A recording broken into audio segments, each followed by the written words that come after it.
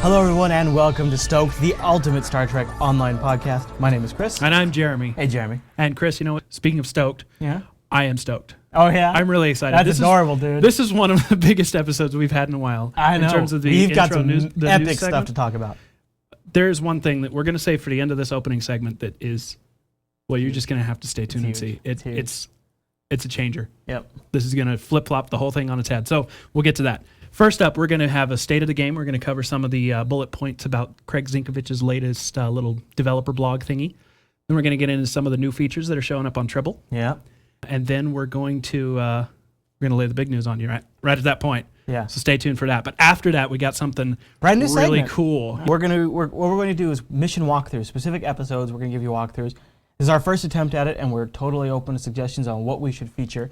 But this one is coming up later. We hope you like it. It's kind of a new thing for the show. It's a new format of segment, so we're looking forward to showing that. It's not going to be a replacement for math. Math will be coming back next episode. What are we doing next episode? I'm going to be doing shield types. Oh, okay. Yeah, I get a lot of requests about tell me how I determine whether regenerative or resilient is the best to use. And All I'm right.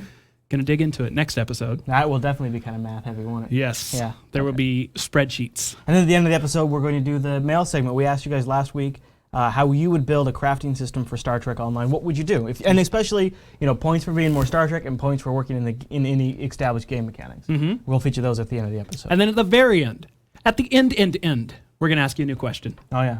Yeah. You had a public service announcement you want to give folks. I do. I'm coming up with the next patch that lands on Holodeck, and I don't know when this will be, probably within the next week or so. They will be issuing the 100-day veteran rewards. Yeah, so if you're watching this on Tuesday or Wednesday, you need to act fast. Act quickly. In fact, it might already be too late. But with the 100-day vet rewards is a free respec. Unfortunately, it's being applied directly to your character.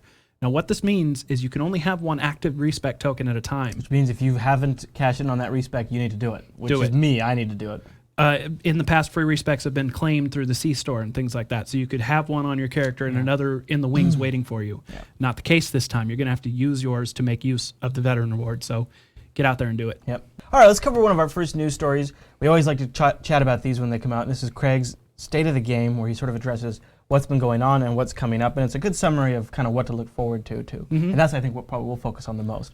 Though you do have to give him some credit here. The list of what's been done so far is a pretty significant list. I really like it laid out like this, point by point. It shows you exactly all the content rollouts, all the major improvements that they've made since release. And when they put it like this, it's actually kind of impressive. I mean, it's not bad. Yeah, it looks nice. Yeah.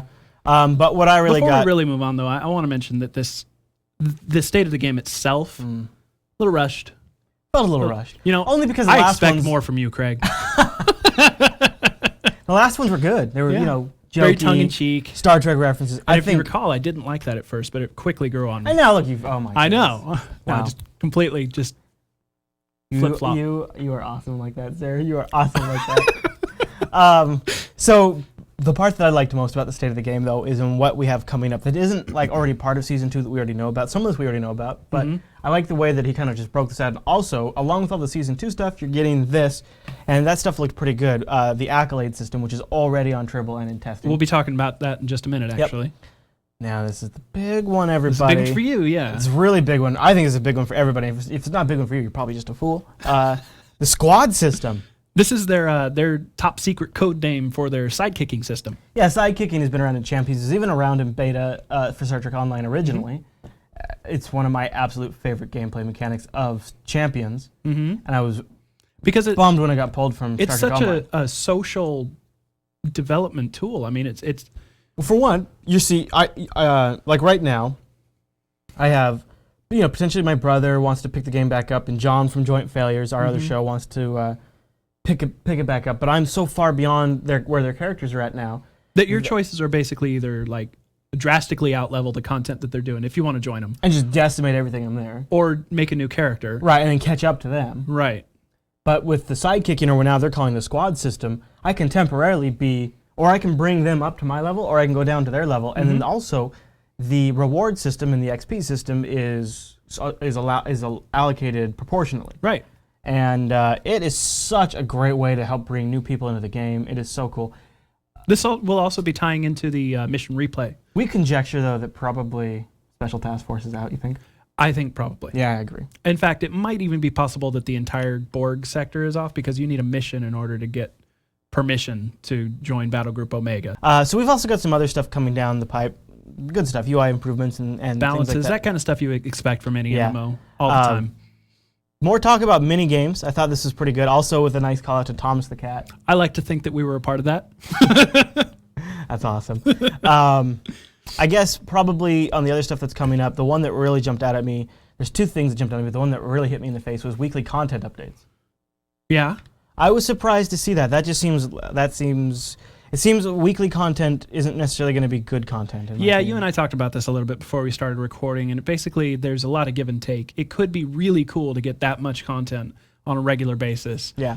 But if it's not good content, then it's a really bad thing. Mm-hmm. I mean, whoa, could that be terrible? Yeah. It could be disastrous. It could be a stink bomb. Also, Craig put in his address that not only has he walked the curvy interiors of a ship, but he's walked them Love right. curved hallways.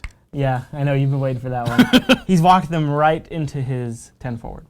So we know they're actively working on that. Well, they mentioned earlier having the availability of poker in the lounge is what they said, and I'm thinking that's probably 10 forward. Oh yeah, that would be lounge. Great. That would be great. Also, we didn't really mention it much, and I think we're going to cover it. And this kind of segues into our other stories. But one of the things they're going to be working on is level cap for the admirals. Mm-hmm. So, up to they're calling it Vice Admiral 1. Which is the next You've rank. got to be excited about that. You've been Rear Admiral 5 for a while. So Yeah. You've probably been feeling kind of... Yeah, I mean, I've been playing a lot of alts, so it's not like there's nothing to do. But you're probably looking forward to getting back into your... Oh, God, yeah. Yeah. I mean, I haven't probably actually completed a mission on my main character in close to a month. Mm. I mean... Really? All I've been able to do is the special task forces, and you can only do those so many times. Yeah. That's... and that's kind of been why I've been... But you know what the really cool thing about the level cap is if they're going up to the next rank, that could potentially mean tier 6 ships. Oh yeah, I wonder about that. And I wonder what kind of ships we're going to see for that. That would Excelsior. be interesting. Excelsior. No. I wish. Miranda refits. At least that'd be awesome. I know people out there would love to get themselves the Excelsior. Well, they did a ship poll a while back, and the Excelsior was, if not number 1, it was like number 2. Oh, absolutely. Just everybody loves that ship, and Yeah. wonder why it's not in the game. And hopefully we'll be seeing it soon. Yeah. So the next story is some of the stuff that's coming out and coming up pretty soon. Yeah, well, it's already out on Tribble, but I know a lot of our folks out there don't actively go there. But there's 2 major features. The first one we're going to talk about is a fleet event calendar. Yeah. Which is, this is available in-game. It's an in-game user interface where you can set up events, invite people to them, set up the times, the names, the locations, how many people you want to invite to it, and it's level ranges. It's a nice, slick in-game interface, so you can do it right there. And it doesn't have to be for fleet, like mission battles, things like that, but it could be. I mean, you could do this for special task forces. You could do this for fleet events, but you could also do it for social gatherings. Yep. Like I just mentioned poker earlier. Oh, that would be awesome. awesome. To have a poker tournament. Schedule a poker tournament in here. Yeah. Invite the whole fleet to it. And once the event is posted, you can also RSVP to them. If you see an event on your fleet calendar that you want to be a part of, you just click the RSVP. Oh. All your information's uploaded. It's kind of Facebook-y, but it's cool. Fleet interaction, social interaction has a ways to go in this game. There's still the whole fact that you can't set aside your own fleet actions and stuff like that. But yes, this is a big step in the right direction, and I applaud them for putting it in so seamlessly and very easy to use. Yeah, I look forward to getting my fingers on it. I'm excited about anything that encourages the development and strengthening of fleets, because I think it's such an important social aspect of the game. Absolutely, in any MMO. I mean, the guild fleet system is like cornerstone to player retention, to everything. And we've been organizing our fleet actions through like a forum, but being able to have something, not everyone is always really good about checking the forum. Not everyone's always really good about TeamSpeak, but generally if you're in the fleet, you're probably good about getting in game at least. Yeah. And so you're going to see that. So that's something you can always get in front of people, and it really helps people. And anything you can do in game that keeps you in game is just better for the fleet overall too. It really it makes a stronger fleet. Yep. So we're really glad to see the event calendar going in. That is on Tribble right now. If you want to check it out, you can go catch that. The other major item that's just come out on Tribble is the accolade system. As we mentioned earlier, this is live on Tribble. And the first time you log into Tribble, if you haven't already, you'll probably be spammed for a couple minutes with all the cha-ching, cha-ching, cha-ching. I think I call it the slot machine. Slot machine effect. Yeah, if they just like added you hit the jackpot. Yeah, if you just had the noise, ching, ching, ching, ching, ching, Really, I think my character on Tribble is commander level, and I still got nearly a minute's worth. Yeah, a little close to 2 minutes for me. Now, are as well. these We're accolades, almost are they fine. doing anything we care about? Well, one thing that I noticed when I first logged in, and I was kind of surprised to see this, is you get skill points, bridge officer skill points, all right. and merits. So these are all really usable things. Yeah, I mean, it's not a huge amount, but it added up over time.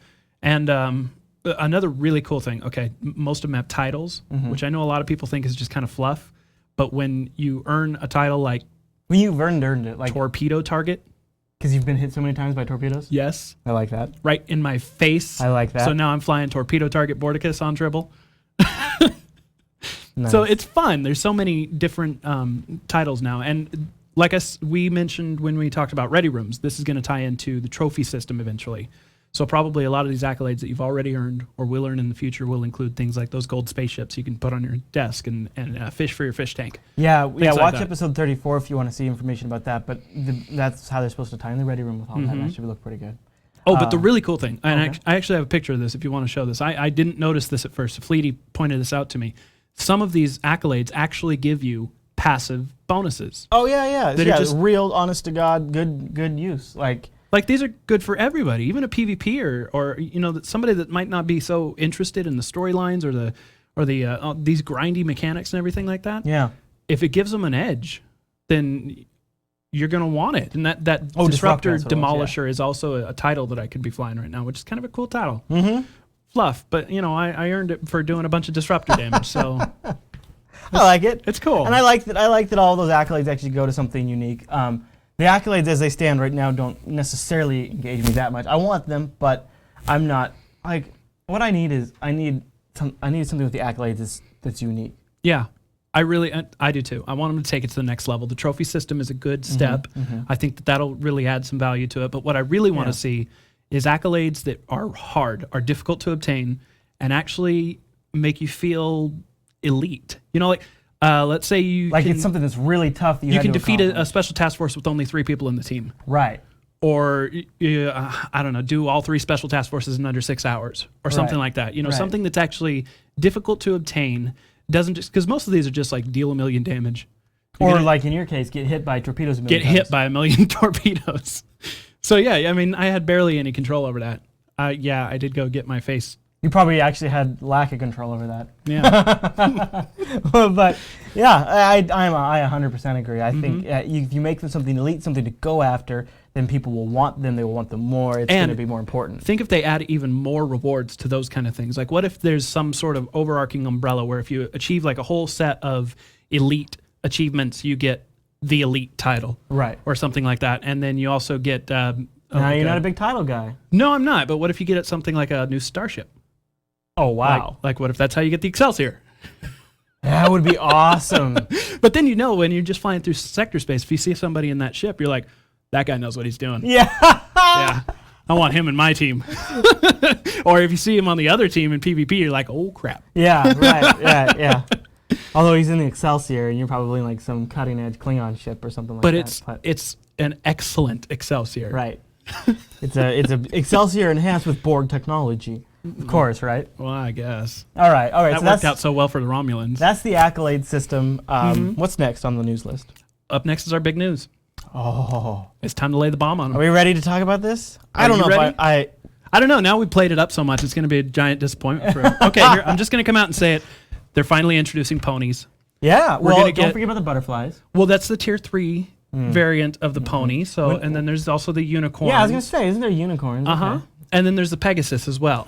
So look out for those. No, it's not quite that. It's almost as rad as that, though. Almost as rad as Pegasus. Daniel Stahl, which we should say congratulations, Daniel. Oh, yeah. Going to be a daddy. Yeah. It's not. So this isn't as cool as butterflies, unicorns, and princesses and all those kinds of things. But close. But it's Daniel Stahl has confirmed that they are working on a user-generated content engine. Say what? This is really User-generated? big. Let that sink in for a second.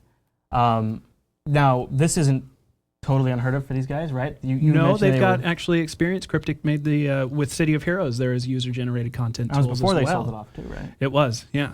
So, user-generated content for a Star Trek game could be a really, really huge deal. Now, let me break it down for you right now. this whole thing came out in a thread that was all about basically the differences between two major types of MMOs. We've got, on one side is what they like to call the theme parks, which are games like WoW, EverQuest, and STO for right now, where all the content is laid out for you. You go on the rides. You go on the rides. Right. The other So type... for STO, in that comparison, would be like going up against Disney. Yes. Right. I mean, that's really where they're falling down right now. Is, I mean, you're trying to build a Disney competitor in Anaheim, right next to Disneyland, or Florida, whatever, Disney World. Depends on your coast. But on the other side of things is the sandbox game. Now, these are games like Eve, Star Wars Galaxies before the revamp, and Second Life. Definitely the Second Life. ultimate sandbox. Yeah. And but the major difference between the two is that these games don't really have to compete with theme parks because it's a different set of expectations and rules. Exactly. They're playing a wholly different. It's a totally different game. By implementing user-generated content in a theme park game, you've just picked it up and thrown it in the other camp. Yeah. And you've just completely flipped the entire game on its head. The first thing I think of is the dedication you see out there. There's Star Trek fans out there that recreate Star Trek TV series, and sometimes they're hit and miss, but the amount of effort and work is extreme, and that's such a high level barrier to entry. I mean, you have to have the equipment and the expertise of editing and the lighting and the cameras, and it's just there's wild. even Star Trek Online podcasts out there. And I've never heard of such a thing. And then you think about you're giving this ability. Now we don't know what we're going to be able to do. No, it's very much in a conceptual stage right now. Or when. I mean, Right. it could be something that takes a year to fully mature before it's actually usable at the level that we're about to conjecture at. But I'm going to say, Star Trek fans with the energy and creativity and with already having fleets in place, so there's already an organizational structure. I was just thinking like Jupiter Force, our fleet that's based around the show here. We could have people that are responsible for certain areas of maps. We could have other people that are the writers, other people that are continuity experts. We already have a complete structure in-house. We do. For content creation. In fact, and it could even be within our amazing. fleet, we've got people that create Star Trek stories, role-playing for them and stuff like that. Yeah. If those people had an in-game, just like you said earlier, anything that keeps them in-game An is outlet, an improvement too. to the game. It's an outlet for this. And one of the beautiful things is fan creations can afford the luxury of waiting until it's 100%. Like Cryptic has deadlines, they have budgets, they have Atari to answer to. So but that brings up another topic. can't always be 100%, perfect with continuity, whereas fans could be. I'm a little worried about user-generated content and the potential for it to actually be... Copyright issues? yes. I was thinking about that. I'm worried that CBS and Paramount might come in and step in and say, well, we can't have players creating whatever the hell they want in the Star Trek universe. Or you take a look at the Guardian of Forever. That almost didn't make it into the game. Yes, Before the game right, launched, right. that was like, oh, we don't know if we can ship Because the it. writer was suing for the likeness rights and things like that. Of the Guardian. Of a styrofoam circle. Come on, man. It's awesome, but then they apparently... had to pay up for that. Yeah, they had to pay up for it. So it could be an issue, yeah, I suppose. And there's that's the reason why there's no exact replicas of like Admiral Picard. or Data or anything like that. Even though we know they're still around in the timeline, we don't see them in game because there's likeness issues. We can't see their faces. But if that is an issue that can be worked out, some of the most iconic Star Trek episodes could be recreated by fans. And because so many fans would be producing content, there'd always be new content to play. And somebody could theoretically maybe one day come into Star Trek Online and just play these recreations and never even have to play the other content if they didn't want to. Or they could. Or you could play some of this content and some of the episodic content that Cryptic has produced. I mean, I just can't even imagine. It has the potential of taking this game to a whole new level. I don't want to say that it would save STO because even though a lot of people out there think that it's in trouble, I really don't think that it's in that much trouble. But come on. I mean, just...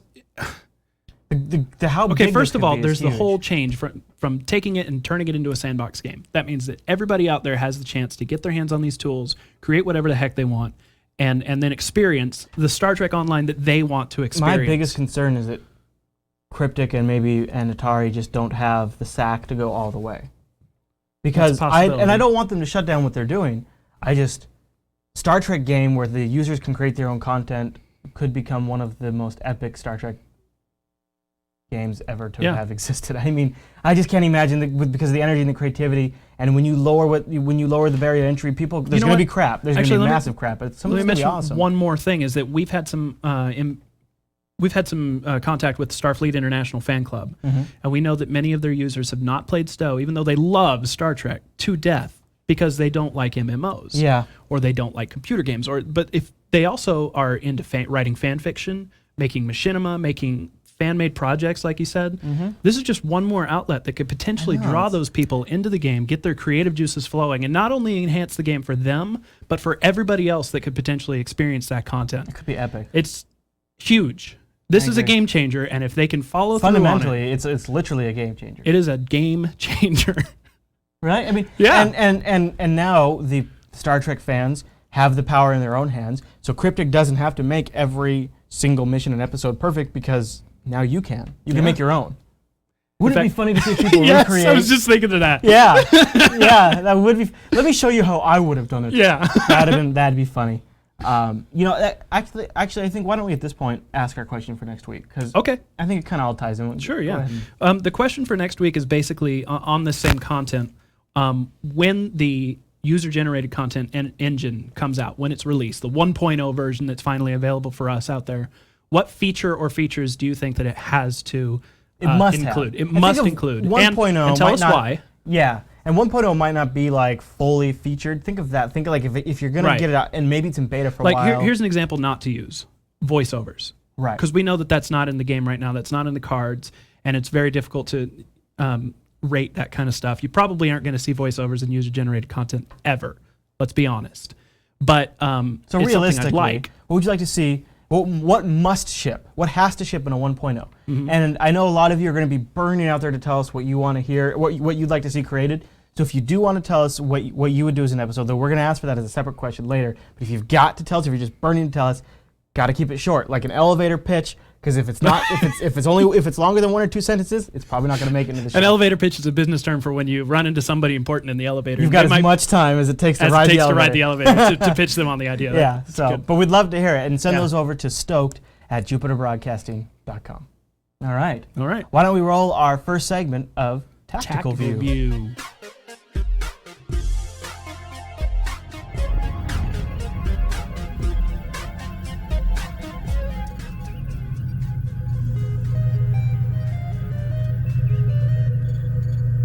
Today we're taking you on a journey through the Starfleet episode Tears of the Prophet. This is a captain-level mission that takes place in the Cardassian system, located in the Beta Ursa sector block, and can be obtained by speaking with Captain James Kurland at Deep Space Nine. The gist of the story is this: an orb has been found on Cardassia Prime. What's it doing there? Probably just chilling, but the Spoonhead government wants to give it back to the Federation, and thus, those dirty Bajorans. It's all about easing tensions over the whole true-away crap storm that's going on.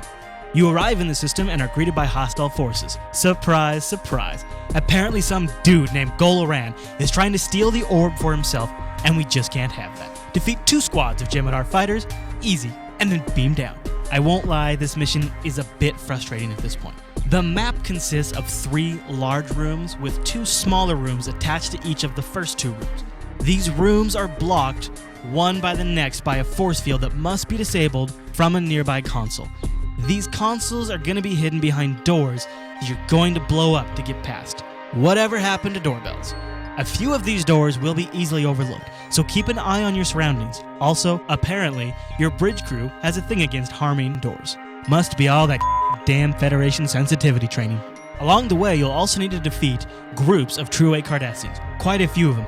There's nothing crazy about them, it's just there's lots. Blow up a few more doors, press F to win, and move on to the next room, repeat. After 2 force fields have been lowered, you'll have access to the 3rd and final large room. Within this room is the Cardassian minister you've been searching for, but also that jerk, Goloran. He has the orb, and while his minions attack you, the Go will beam out to safety. Defeat the peons and return to your ship. He does have your wormhole alien thing after all, so go catch him. Goloran is now aboard the Praxis. Maybe that's some sort of attempt to call out at a famous Klingon moon? I don't know, but what I do know is he's going to be joined by more True-A ships. That's going to be Jem'Hadars and sometimes Cardassians, depending on your difficulty setting and your group size. Take out his buddies first because the Praxis is currently undefeatable due to his cheap runaway tactics. If his hull hits 50%, he'll hit full impulse and take off. Even if you catch him while he's fleeing, you won't be able to target him. So just let him run, clean up the ships that are shooting at you, and prepare to fight another group. There will be 2 groups you have to defeat in this manner before you can successfully disable his ship and beam the orb over to your vessel. A brief dialogue will ensue, which apparently is enough time for the wily Gull to repair his ship and attempt once more to flee. This is where things get interesting, though. He runs into trouble while being a filthy coward. Ships that appear to be Federation at first will gun him out of the stars as he escapes your wrath, and then they'll hail you. The commander of the ISS Liebig, direct from the mirror universe itself, tells you that you're in deep doo-doo, and then fades off into the sunset. Cue dramatic music. And scene. Congratulations and welcome to the Mirror Universe story arc. Hey, and we're looking for your ideas. If you'd like to see a particular mission featured on an upcoming Tactical View, email us, STOked@jupiterbroadcasting.com.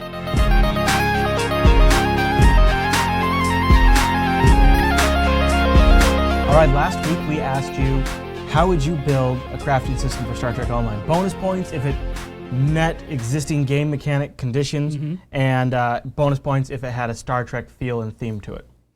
All these did. You guys sent us some really great suggestions. And we've kind of taken our favorite 4, summarized them. Yeah. And some of them, especially when there was one that was kind of an overall theme, we kind of picked the one that explained that the best, and we're going to feature that. So this first one here is from Dire Phoenix. Jeremy, what Dire Phoenix have to say? His idea is that every white or common item, as you might call it in the game, has a complexity rating based on its usefulness within the game.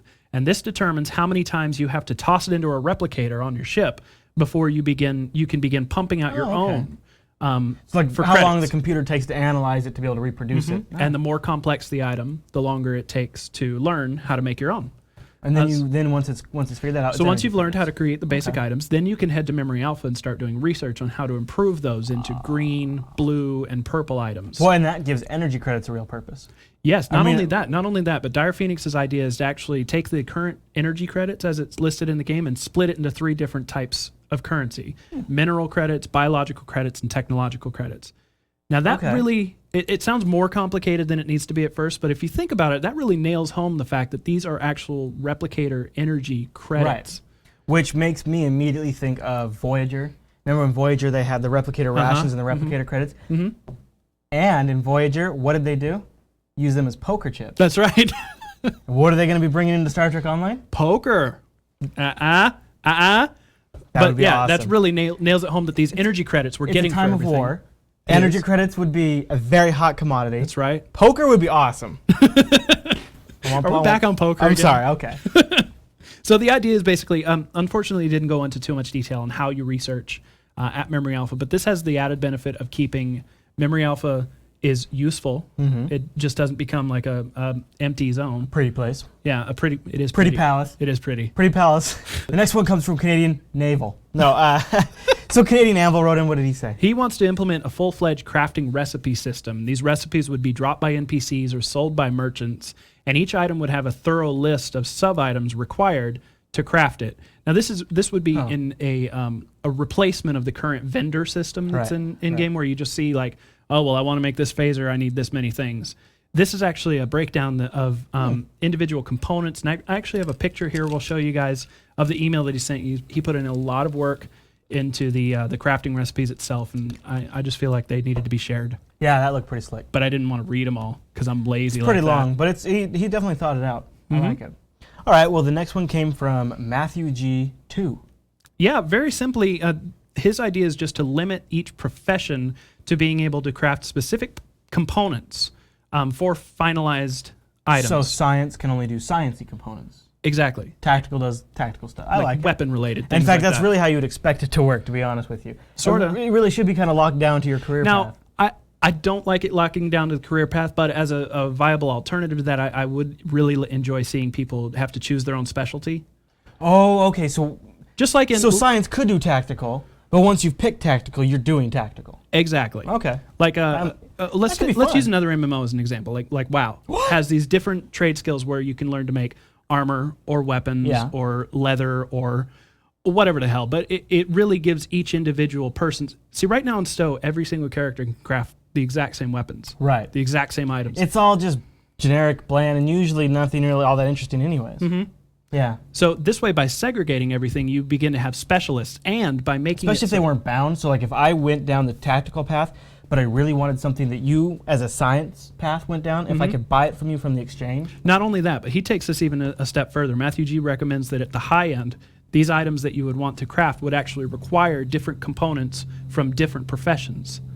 But anybody that kind of almost forces a social aspect to it. I don't like to use the word force, but well, it kind of does. I mean, if you have to build something that if you're specialized in science and you need something from the tactical guy, you have to know a tactical guy or buy it on the exchange. Yeah. That's not bad because you don't have to participate in crafting. That's and right. You do have the exchange or the social aspect. It also would encourage fleets to kind of pool together and kind of designate and organize over that. So that would be also kind of a perk in my opinion. That's right. And what if there's some guy that hangs out in Memory Alpha all the time that just everybody knows is a weapon crafter? It is a pretty palace. Yeah. Well, anybody that needs the components that a weapon crafter would create would all of a sudden, hey, Joe Bob, since you're here anyway, can you craft me? And all of a sudden, there's this extra layer of socialization going on in the game world as a whole. Could a dude just hang out and exchange it for? I don't know. Interesting if you could just like. It's be a there theoretical and idea, hustle weapons. It's all theoretical. But make a Ferengi character. Yeah. And then just go plant yourself at Memory Alpha. I got what you need. All right. Well, the next letter. This is the final, last but not least, came from Whitelock. Whitelock tells us that he would love to see the personalization of each individual item that you could craft. He got this idea from Champions Online, which is also a cryptic I recall thing. that. You could tweak the individual properties. Yeah, many items that you could create had up to 3 different drop-down menus, where each of those drop-down menus you could choose a different stamina or something like that. Your damage, resistance. And if you recall, these modifiers are already in the game. You can see them when you look at items. They have those things in brackets at the end of them, indicating what the modifiers are. Well, and we know because you can do things like apply a console or even a tribble can apply a temporary buff to your other powers. So this would just be another form of a buff being applied by something else. Well, this would allow basically people to choose exactly which item they could create. In theory, this would allow them to create any item available in the game. But the more additions they wanted to add to it, the more complex and more expensive the item would be to create. Super elite items. Now this, yes. I would think that would be the natural outcome is you would need to have stuff that you could build towards that could be really, really... Yes, absolutely. Yeah. But that's another problem with the current crafting system is that anything that you can create at the top pales in comparison to stuff that you can obtain at Battlegroup Omega. Right. So, I mean, why even try when you can do a daily 3 times and get something that just blows it out of the water? Yeah. Whereas crafting takes 2 weeks to max out or whatever it does. Right. But if you could come up with something you could only achieve through crafting, and then if it wasn't, it's likely that would be bound to you, but if it wasn't bound to you, you could throw it on the exchange. For massive amounts of credits. Yeah. One time you and I were talking about the abilities, what if through crafting, you could craft something where it only had one single function, but it was like amazing at that function. Yes. And then like when you're grouping up, you would be the guy that had that like. Or when you go on fleet actions. Didn't you mention? Yeah, like you'd mentioned like one guy could have plus 200% to Tachyon Pulse. Right. And that'd be the only thing he could do. And he puts that in his deflector dish slot. Right. And that means that all of his other powers that would rely usually on that deflector dish are that much weaker. So he has nothing buffing it. Or another example would be if somebody had plus 200 to a set of phaser array that. Oh, I think I know. Shields, right? Exactly. Yeah. If it does like 200% damage to shields, but no actual damage. That guy's no good in the fight anymore. But if you were strategic about it, and you said, all right, first you send Leroy in. He's got Leroy Phaser. He only does phaser damage, and then once he's got those phasers down, he's useless. So you lose a man. But now you're tactical about it and you're smart. It could be really cool and totally makes crafting awesome. Yes, especially if those types of unique one-use items are only available through crafting. Yeah, love it. We'd love to hear what you guys think too. There's a couple of different ways you can get a hold of us. Tell them about the forum. What? We have a forum? We do. Oh, I know you. Jupiter Colony. You go there all the time. You think by now you'd remember. I know. Yeah. Maybe it's just on your bookmark list, right? Yeah. JupiterColony.com. There's a section there just for Stoked. And if you've got some thoughts on there, you want to have some of the other Stoked audience members read and chat with you about. Yeah, there's feedback. There's this community thing going on. It's pretty cool. And also to send us your ideas, stoked@jupiterbroadcasting.com. That's how you get your emails read on the show if they're good. Mm-hmm. Uh-huh. That is kind of an important part, though. No, actually, they're all actually really good. So just before we sign off real quick, I want to reiterate the question that we had for next time. Definitely. As you recall, we were talking about user-generated content earlier in the episode. So for version 1.0, what features must be in the user-generated content engine? Now, this is all super, super theoretical, early days stuff, but we're just curious to see what you'd think. What has to be in 1.0? Let us know, and we'll feature that maybe, I don't know about next episode, but soon. Yeah, within the next 2 We'll give you guys a chance. So. Yeah, until then. All right, everybody, thanks so much for watching this episode of Stoked. We'll see you next Tuesday.